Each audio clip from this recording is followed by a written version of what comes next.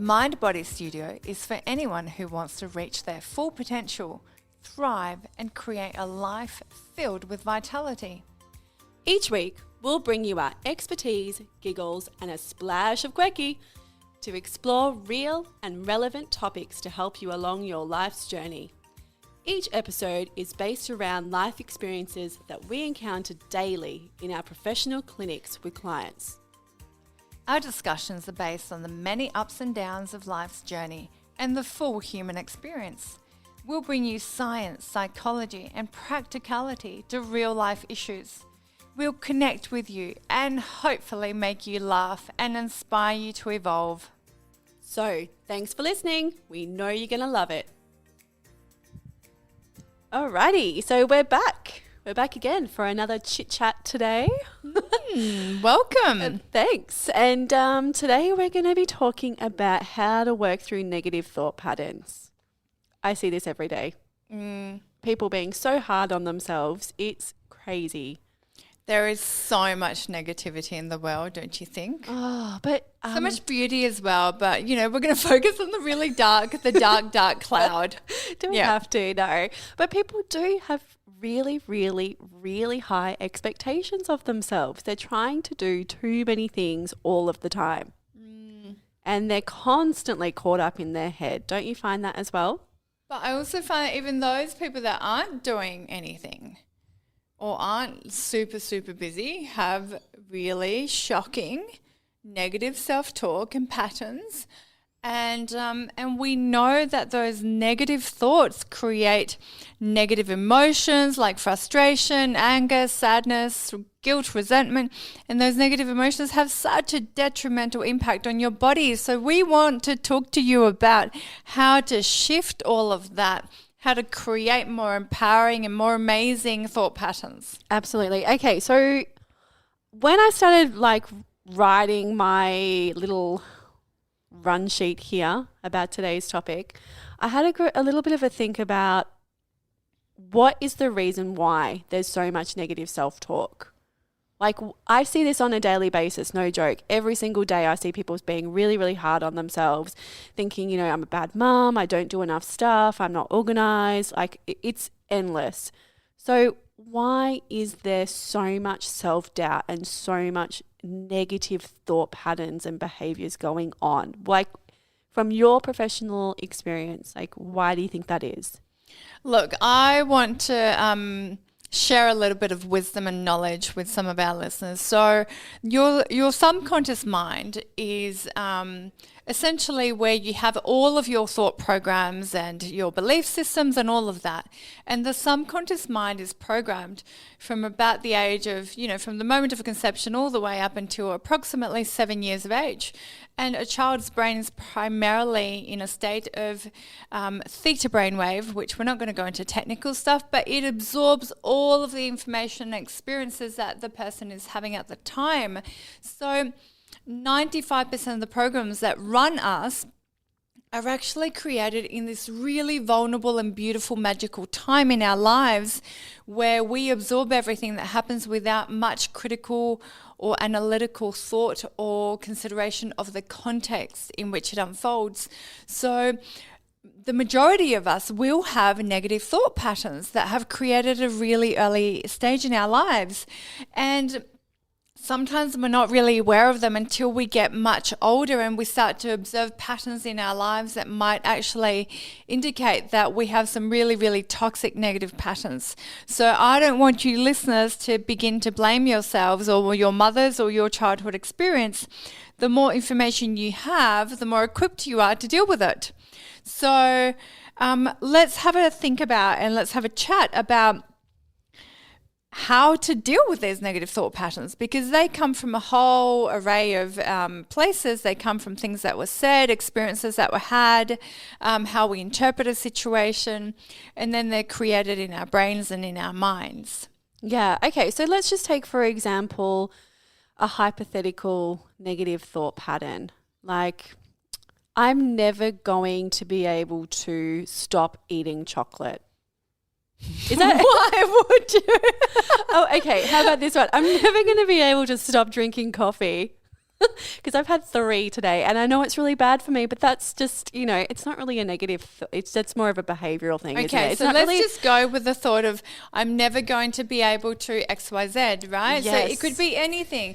I'm never going to be able to find a husband, a wife, have children, have a promotion, lose 50 kilos of weight, whatever it is, right? Yes. So let's explore a little bit what happens in your brain and in your mind when that happens. So when you say a statement like, I'm never going to, first of all, you're being a little bit dramatic, right? Yeah. So saying never is always a little bit dramatic. So let your little alarm bells go off a little bit. Yes. And listen to those alarm bells. Yes. And we don't want to generalize. We don't want to make a blanket statement about something ever, ever, ever. That's never going to get you somewhere good. Yeah. So super important to pick yourself straight up when that happens.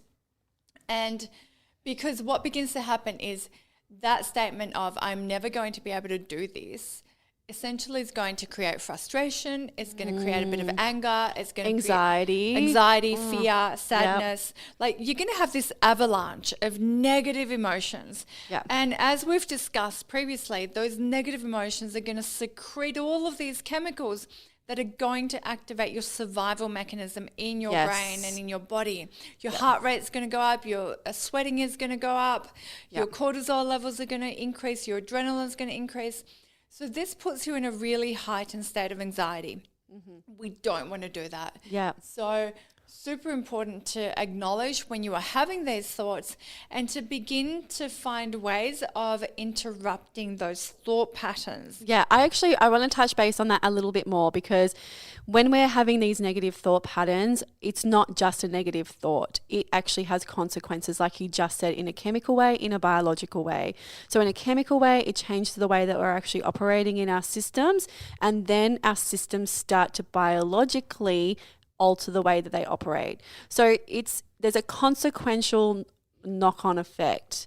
So it's not just the thought that's the problem, but if we are following the same cycle and living the same pattern over and over and over again, this is going to have negative consequences in your body, not just in your mind. So it's really important to recognize that all of these thoughts that you're having, it's important to break the cycle so that we don't have a biological response. Because once we start having those biological responses, we're secreting different hormones, we're actually a lot of cortisol, a lot of adrenaline, and we're damaging our bodily systems, we're actually potentially leading ourselves towards disease. Absolutely. Okay, and that's not where we want to go. We don't want to get down that path of leading to disease. We want to stop that right in its tracks. And I know that might sound a little bit dramatic for people, but that's actually the reality of the situation, is that if we follow the same negative cycles over and over and over again, we can potentially cause our own diseases in the long term. So we need to really come back and deal with these negative thought patterns right when they start. Absolutely, Tracey. And I think let's elaborate on that a little bit. So the reason why, you might be thinking, how can a thought actually create disease? So as you were saying, if what begins to happen is you begin to secrete all of these hormones that put your body under stress. It activates the survival mechanism. And when your survival mechanism is activated, all of the behind the scenes stuff, like your red and white blood cell reproduction, the repair of tissues, your digestive system, your immune system, anything that is not survival right there and then actually has to slow down and stop. So if you are activating that stress response in your body constantly, what begins to happen is that all of that behind the scenes stuff stops. And then when you go to bed, instead of resting and restoring, the body has to play catch up. And by playing catch up, that means you're going to wake up feeling really, really tired, and it's going to deplete the vitality and the function of your organs. So it's exhaustion, really, absolutely. Isn't it? And I mean, look, adrenal fatigue, right? Oh, adrenal fatigue, absolutely. Oh, yes. You're 100% spot on with the whole biological. It loops, right? So then you wake up feeling tired. It's like, oh gosh, another day again. I'm so exhausted. I can't believe I have to do this all over again. Exactly. And then the negative thoughts start again. And you're living this perpetual cycle in yourself. And others are living it with you as well. Really toxic. Okay, so whatever energy you're putting out into the universe, people are going to pick that up. It's going to be put out there. It's going to be picked up by others. And we want to have positivity going out into the universe. Absolutely. And, we're not trying to be Pollyanna here, but we do want to look at what kind of patterns are being activated in our systems that are really damaging our health and our well-being, and at the end of the day, your quality of life, right? So it doesn't really matter where these patterns are coming from. I want the listeners to become aware that they're there. And when you become aware, you have power to do something. You have this sense of control. So let's talk a little bit about how can we interrupt negative thought patterns, Tracey? Okay, well, for me, if we were just to, I guess, tone it right down and just look at the basic level of negative thought patterns. To me, when I think of a negative thought pattern, I think of there being a disruption in the energy field. And when I talk about energy field, I don't mean from a quantum physics perspective. Let's not get all of that put out there. But I'm talking about your internal energy needs. Okay, so when you're having negative thoughts, it's usually because there's something going on internally that's warped, that's not kind of working the way that it's supposed to. So maybe it's that your emotional needs aren't being met. Maybe your schedule's overloaded, you're super overwhelmed. Maybe you've got a lot of family things going on. You're going through a very traumatic event. So a lot of your energy is being pulled into one specific area of your life. It's not evenly distributed around. And so you've got this sense of unbalance. Okay, so for some people, it could even be a chemical thing as well. So I know for myself personally that from days 21 to 24 of my cycle, I'm hormonal and I have far more estrogen than I'm supposed to have. And that creates a chemical imbalance within me. And I start getting a little bit lost in my own mind and I have to bring myself back into being recentered. I know it's coming to an end, but at the time, it still does create a bit of chaos within myself. So for me, when it comes to negative self-talk, we need to reflect back into where that comes from. And that could be past childhood things as well, past childhood traumas and things, if we're talking about extreme cycles. But if we're just talking everyday negative thought patterns, we need to reflect inward and saying, where is the emotional disruption coming from? What's actually happening internally? Do we have too much on our plate? Can we cope with all of the things? Are we prioritizing too many things in our day, which is leading us to a sense of failure, which is leading us to these negative thoughts as well? So for me, it would be to catch your thoughts mindfully. So when you're having a negative thought that's not ideal, catch that thought straight away and think. How do you catch it? Do you go fishing? Do you get a fishing line? How do you catch it? You have to be more consciously aware. If you want to heal yourself, you have to be more consciously aware of what's going on in your mind. How do you do that though? For the listeners that are just starting this like self-discovery journey, how do you do that? You got to make time for yourself. You've got to make time and space to sit with your thoughts and know what's going on with your internal mind. There's no other way around that. If you're going to externalize things and go, you know what's going to make me happy? I'm going to go buy more stuff, or I'm going to go and fill my time with more things because I don't have time to relax. If you keep externalizing things, you're never going to sit internally. You're never going to really understand what's going on with yourself. So you've got to create space. Okay, so I'm thinking that there might be some listeners out there that really suffer from depression or anxiety or panic, or, they're socially awkward. How did they sit with that sensation? Like they've made time in their day and they're sitting down and they have all of these demons coming up. What do they do? Well, that's a really great question, but there needs to be a care involved in that too, because we need to look at to the degree of what those things that are coming up are. Mm-hmm. Okay, so are they everyday to-day things, or are they trauma related? Because if they're trauma related, then that's when we need to seek support. Absolutely. Okay, we need to reach out to those professionals around us and actually take ownership and accountability for what's going on with our bodies, with our mind, internally, and seek the help. Okay, but if we're talking day-to-day stuff and it's manageable, sure, have a good look inside and see what's going on. However, in saying that, not just trauma related, if there are a lot of things on your plate and you can't cope with those things that just seem like day-to-day things, and you're looking around you and you're going, how come everybody else is dealing with this and I'm not dealing with it? I just can't cope because I'm just a really shitty person. No, that's not true. You need to go and get some support, and there is support available to you to make sure that that happens. Okay, so the message is clear. So if it's really really limiting your ability to self-care and to carry out your daily life, you quite clearly need some really, really good, valuable emotional, psychological, health professional-based support. Mm-hmm. But for the listeners out there that are just sort of battling every day, you know, let's just call them friendly demons, right? Oh, yeah.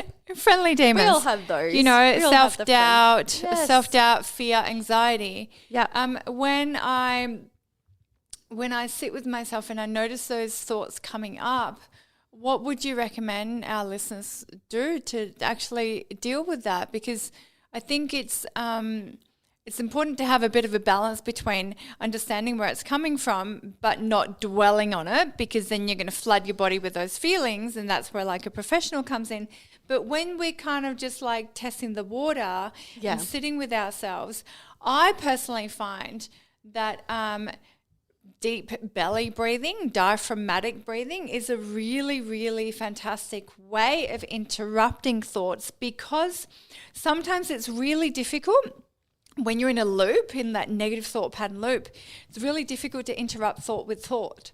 So sometimes it's better to bypass that thinking part of the brain and go straight to the nervous system. So when we do deep belly breathing, you are allowing the central nervous system to slow down. So you create that space of really calming yourself down, and by physically feeling calmer, then you create that beautiful opening where you can actually address the thoughts. Yeah.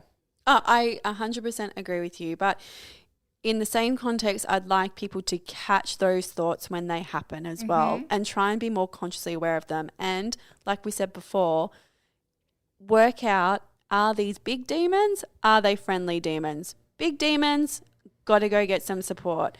Got to reach out to other people and just nip that stuff straight in the butt straight away. Friendly little demons that come along, okay, so we're having a negative thought. We need to look at that. What am I saying in my head? I am saying I'm never going to be able to do X, Y, Z. Well, that's just not true, is it? Like, of course I can. I just got to put the effort in, or I've just got to change the way that I'm thinking about it, or I need to change the way that I organize myself and be more prepared. There are so many different ways of conquering those negative thoughts rather than getting caught up in the vicious circle again and again and again. It's wasted energy. It totally. Really is wasted energy. Getting stuck in that constant loop. It doesn't do any good for us. Yeah. And sometimes it snowballs, right? It just starts with one thing and then it leads to another. So of things that aren't even true. Yeah. Right? It's not even truth. I mean, you really got to look at the way that you're using your words in your own mind. I mean, it can be very self-destructive for no reason whatsoever. So you've got to think about, is this actually a factual statement that I'm making, or am I trying to self-destruct? Totally. Okay, am I trying to hurt myself, or am I trying to potentially damage something that might be positive coming my way by thinking I'm not worthy of it? Okay, so knowing your own self-worth is super important. I mean, you are super valuable to your friends, to your family, to yourself. You've got to understand your worth and what you're contributing to your community as a whole. You don't need to get caught up in your own negative thought patterns. It is wasted energy. Yeah. But let's help out the people that are feeling like they're not worthy. So, and you know, we've got so many areas that we could touch on, and I really want to give the listeners some ideas on how to actually catch and interrupt these things. So asking yourself a different question is always a really great way of interrupting essentially sort of like that electrical current that is being created in your brain, which is a thought, right? Yeah. So sometimes if you ask yourself, why is this always happening to me? You're going to go down a rabbit hole. It's going to create really, really dead end kind of scenarios and feelings. And sometimes it can be as simple as asking yourself, what about this is true? How can I do this differently? How can I talk to someone about this? Am I being rational in this moment? Am I just having a moment and I don't have to generalize that this always happens to me? So really finding different ways of exploring how to engage with that thought is really valuable. So I want to really encourage people to begin to write down some questions that they could ask themselves when they have that moment where they're sitting with themselves and they're really trying to analyze these thought patterns. How can I engage with this differently? And it might just be that question on its own. How can I deal with this differently? And there's a beautiful part of the brain that searches for answers. So when we ask ourselves a why question, why does this always happen to me? There might be a pattern in your mind that you're not aware of, and the mind might actually bite you in the bum and say, because you're stupid, right? And you might not be aware of that. So why questions can be a really, really slippery slope. How and what questions activate the brain's problem-solving capacities. So then you are more likely to say, how can I deal with this differently? And it might just be, you know what, I need to get out of my head and I just need to go clean my head and go for a walk. Yeah. I really love the way and your choice of words there, because I think that that's a big part of it, is asking yourself, how can I change the situation? So if you're reliving a cycle again and again, or a negative thought pattern again, the best way to start changing that cycle or breaking that cycle is to change the way you engage with it, to change the way you approach it, and to come at it from a different perspective that you might not necessarily be the ideal. It might put you outside of your comfort zone. But when we keep following the same patterns, we can generally only expect the same outcomes. I want to share a story with the listeners. Oh, yay, I love stories. So as a young child, I was petrified of public speaking, right? To the point where I would faint in class. Ooh. Right? Yep. And I know a lot of people are actually more afraid of public speaking than they are of dying, which is pretty intense, right? Anyway, I absolutely love public speaking now. And I love being in front of the camera. I love being in front of the audience. I love holding a mic. And I just feel comfortable. But a few years ago, I don't know how many years ago, it could have been maybe 5 or 6 years ago, I was asked to go and conduct this short sort of lecture for a family friend of ours who was part of this organisation. So I went along. And I was driving really early in the morning because it was an early morning meeting. And I suddenly felt all this pressure because it was a family friend, so I didn't want to disappoint them. Yeah. And instead of excitement, I started getting really nervous in the car. Yeah. So, and I started noticing like my body changing and going, oh my gosh, what if I get it wrong? And I don't want to disappoint anyone and I'm not prepared enough. Anyway, so I kind of stopped myself in my tracks. I literally stopped the car. I put on some really funky, cool music that I really loved. And I totally got myself out of the zone and I started screaming at the top of my lungs in the car, I'm the most amazing speaker. I feel amazing every time I speak. Anyway, so I drove to the meeting like an absolute lunatic, right? Yeah. Just yelling at the top of my lungs, going, I love public speaking. I'm amazing. Anyway, and I thought if anyone drove up next to me and looked at me, they probably thought that I was about to be admitted into like a mental institution because I must have looked absolutely ridiculous. But I laughed at myself so hard that by the time that I got to this place of meeting, I felt so funny and so ridiculous that I had totally like snapped myself out of that. And to this day is probably one of and everything that could go wrong. I had this beautiful PowerPoint prepared. Yep. It went wrong. Anyway, so it was a real moment of testing. And to this day, it was probably one of the best talks that I have ever had. And I still get emails from these people to this day saying how much they enjoyed that talk, because I totally it shifted my anxiety and that negative thought pattern. So it happens to everyone, guys, even to the best of us. And sometimes when we've mastered something, there's a tiny little niggling that might rise to the surface. And so doing something that is not only cognitive but physical, that's going to change that mindset and that energy is so important, because then you're just you're chemically changing the reaction, and that interrupts that thought pattern so strongly that, I think about that time as such a beautiful moment of learning. That's amazing. I love that story. That's really, really cool, because public speaking is not easy. Mm-mm. We've all been there. It's pretty daunting when you have to get up and you have to give a talk. But I don't want to get all nerdy on you, but I'm going to get nerdy on you. And I know that I'm getting a little bit sidetracked here, but I think it's important to just get a little bit biological and explain that what happened through your yelling, you're probably stimulating your vagus nerve. Okay, so your vagus nerve is the longest nerve in the whole body. It goes straight down into your gut. You probably made your bacteria in your gut really, really happy, and they were releasing lots of serotonin. So I'm guessing that you were just giving yourself a pleasure sensation by screaming and yelling and saying, hey, I'm so awesome and blah, blah, blah, which is awesome because it stimulated that nerve. It's released some serotonin. That's fed back into your brain, and you're feeling amazing because of that, which is why I tell people to sing in their car. Okay, so how cool is that? Let's take a moment, right? To think about how cool that I could be a little ball of nervous energy, literally sweating, my little bum off. Yeah.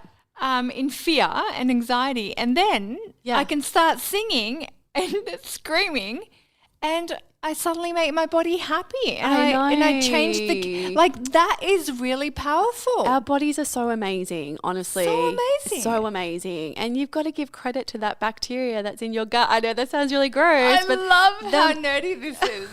The gut microbiome that's sitting in there and making all of this happen is just incredibly intelligent, this whole system. And I know that we're not going to talk about gut microbiome today. I know that that's going to be a completely different topic, but if we were to look at it from a biological perspective, and obviously your case, in that case where you've stimulated your vagus nerve, it's stimulated the bacteria, it's releasing a lot of serotonin, because we know that 80% of the serotonin, and when I say serotonin, for those who don't know what that is, that's your feel-good hormone, okay?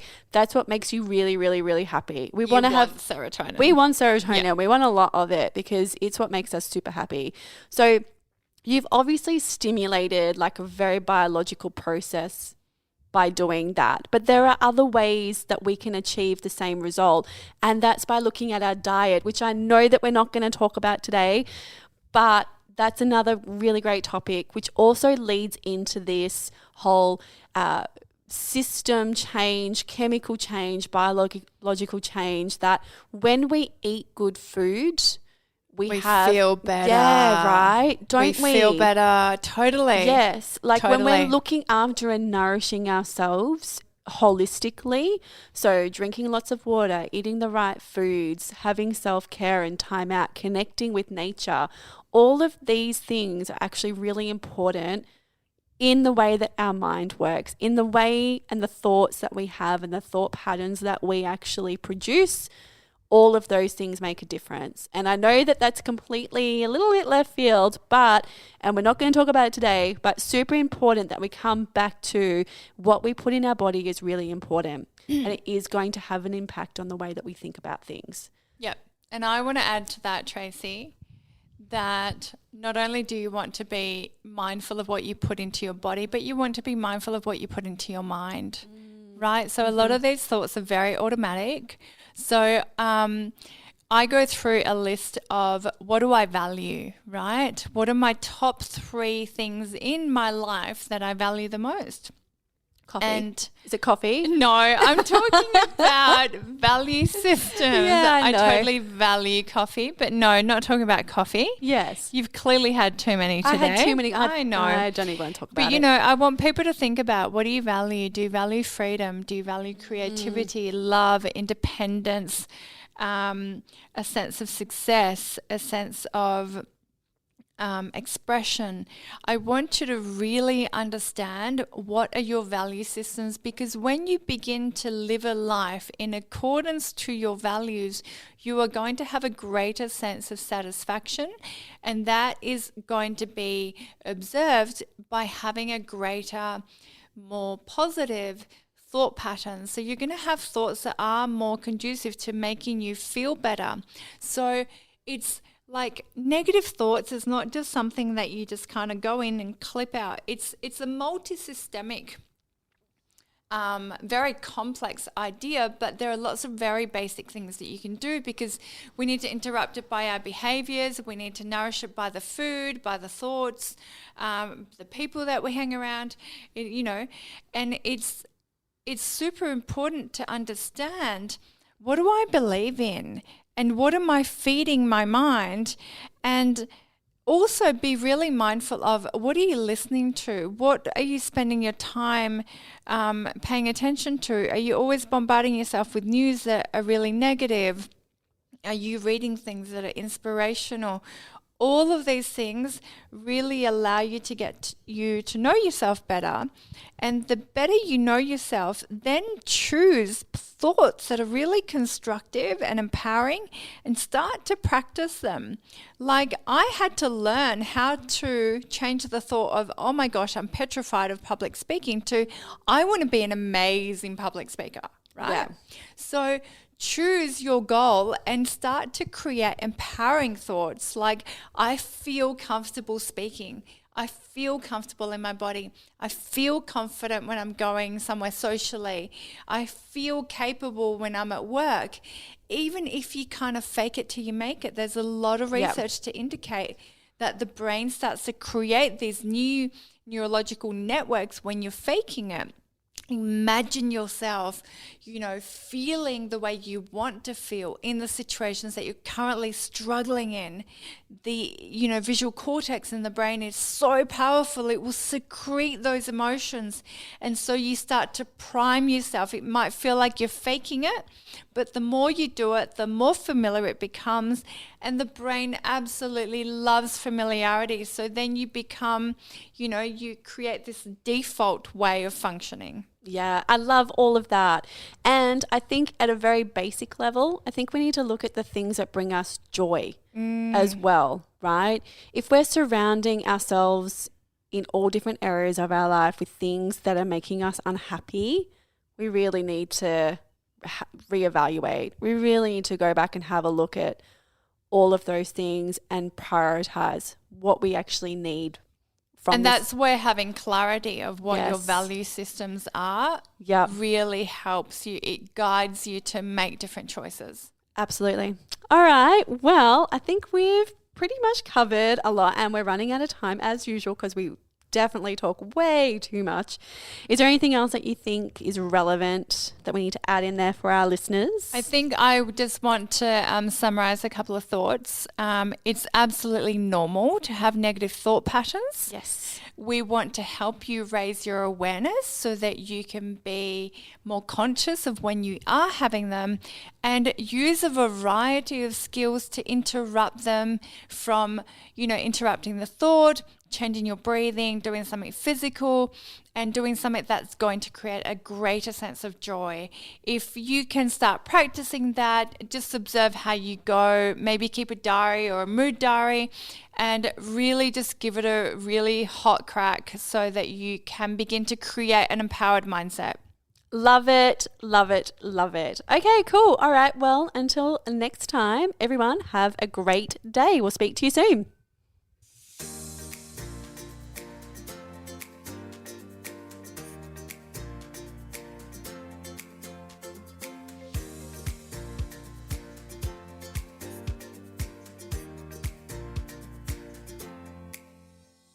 The information, views and opinions expressed on this podcast should not be used or treated as a substitute for nutritional, medical, psychological or other advice by a qualified health professional.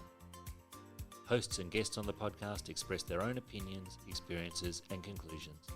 Nothing in the podcast should be used to diagnose, treat, cure or prevent any medical condition. The podcast is not intended to replace any medical or mental health treatment. All information and advice provided is for general well-being and does not take individual cases into consideration. Neither Tracey Soltys, Kali Alfaro, or any sponsor endorse the opinions, views or conclusions expressed or shared on the podcast. Tracey Soltys and Kali Alfaro take no responsibility for any symptoms or consequences as a direct or indirect result of the podcast.